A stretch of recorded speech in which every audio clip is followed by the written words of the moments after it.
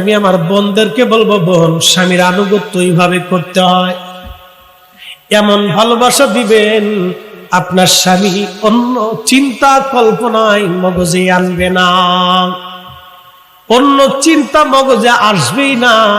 এমন ভালোবাসা আনুগত্য যদি আপনি দিতে পারেন, তাহলে পুরুষ কখনো নারী থেকে ছুটে যেতে পারে না। পুরুষ নারীর কাছে বন্দী, একটা জায়গা বন্দী, সে জায়গার নাম ভালোবাসা। ভালোবাসার কাছে পুরুষরা নারীর কাছে বন্দী। মা বোনেরা, যারা ওয়াজ বুঝেছেন, বুঝে নিয়েছেন আপনারা, আর বেশি লম্বা কথা বাড়াবো না। এইভাবে হযরত আম্মা জানদের জীবন চলে গেছে আমার রাসূলের জন্য। আল্লাহু আকবার।